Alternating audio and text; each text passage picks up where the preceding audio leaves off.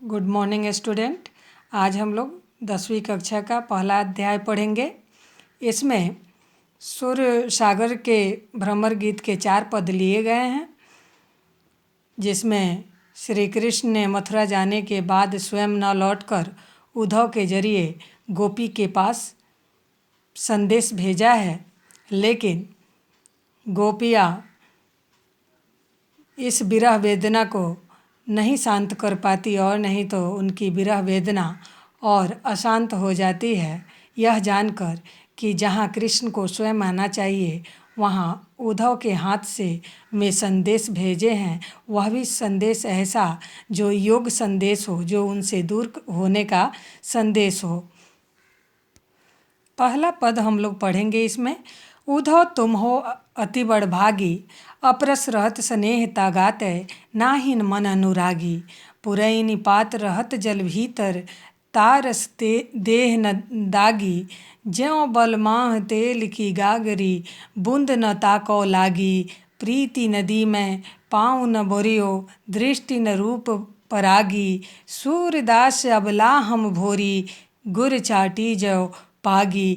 इसमें सूरदास जी कहते हैं कि गोपियाँ उद्धव पर व्यंग करते हुए कसते हुए कहती है कि हे उद्धव, तुम तो बहुत भाग्यवान हो, बहुत भाग्यशाली हो। हालांकि यह व्यंग के रूप में कहती है कि तुम हमेशा कृष्ण रूपी सागर, प्रेम सागर में रहने के बावजूद भी उस प्रेम का, उस कृष्ण के प्रेम का कोई तुम पर प्रभाव नहीं पड़ा। तुम्हारा मन कभी कृष्ण के प्रेम में डूबा नहीं। तुम तो जल में पलने वाले कमल के पत्ते के समान हो, जो जल में रहकर भी उसके दाग धब्बों से बचा रहता है। यानी कहने का आशय यह है कि तुमने कृष्ण के संग रह कर भी कभी उससे प्रेम नहीं किया। जिस प्रकार जल की मटकी में तेल की बूंद रहती है और तेल की बूंद जल से बिल्कुल अलग रहती है, यानी जल का उस तेल पर कोई प्रभाव नहीं पड़ता, उसी प्रकार तुम भी कृष्ण के संग रहकर उससे अछूते रहे हो। तुमने कभी उसके प्रेम को अपने मन में आने नहीं दिया। यह अच्छा ही किया उद्धव कि तुमने कभी प्रेम की नदी में पाँव नहीं रखा, न ही तुम्हारी दृष्टि कृष्ण के रूप सौंदर्य पर मुग्ध हुई। यह तो हम ही अबला भोली भाली हैं, जो कि कृष्ण प्रेम में इस प्रकार लिपट गए जिस प्रकार गुड़ के साथ चींटियाँ लिपट जाती है।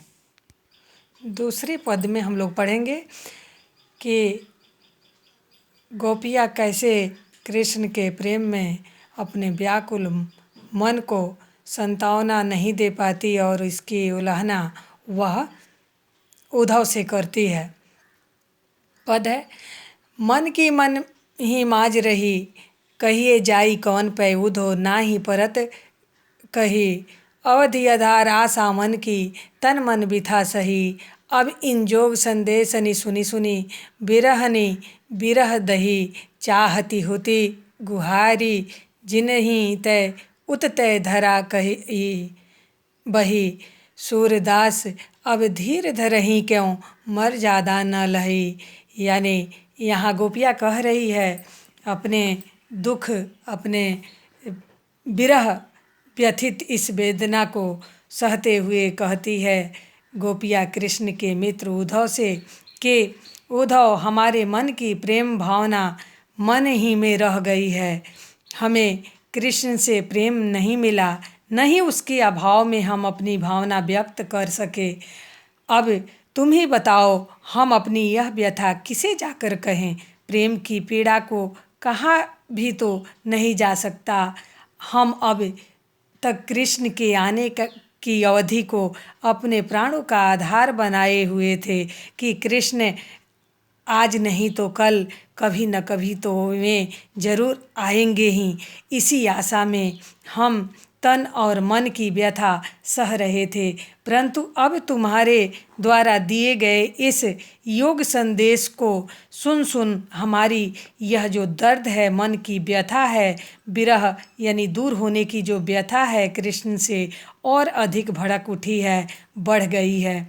हम विरह की ज्वाला में जली जा रहे हैं और हमारा दुर्भाग्य देखो कि हम जिधर से अपनी रक्षा के लिए सहारा चाह रहे थे कि उस दिशा से हमारे लिए सहारा मिलेगा, उधर से ही योग साधना की धारा उल्टा बहने को आई। जिस दिशा से गोपियाँ यह सोचती है कि हमारे लिए कृष्ण कोई अच्छा संदेश भेजेंगे, उस दिशा से जब वह ऐसा बात सुनती है, योग साधना का योग संदेश लिए उनके मित्र उद्धव जब आते हैं तो उनका हृदय, गोपियों का हृदय और व्यथित हो उठता है और वह कहती है कि जिस दिशा से हमने अपने इलाज के लिए औषधि की चाह की थी, वहाँ हमारे लिए वह बीमार करने के साधन ही आ गए। अब गोपियों का मन तो और व्यथित हो उठता है।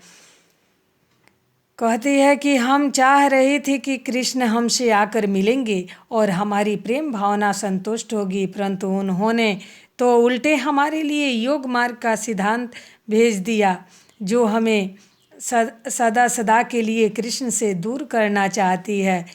सूरदास जी गोपियों के माध्यम से इसमें कह रहे हैं कि अब तो कृष्ण ने सारी लोक मर्यादाएं तज दी है, उन्होंने हमारा प्रेम निभाने के बजाय हमें धोखे दिए हैं। अब आप ही बताओ उद्धव कि भला हम धैर्य कैसे धारण करें। और इस प्रकार से हम लोग देखते हैं कि कृष्ण के प्रेम से दूर हुई गोपियाँ किस प्रकार से व्याकुल होकर उद्धव से कृष्ण के बारे में यह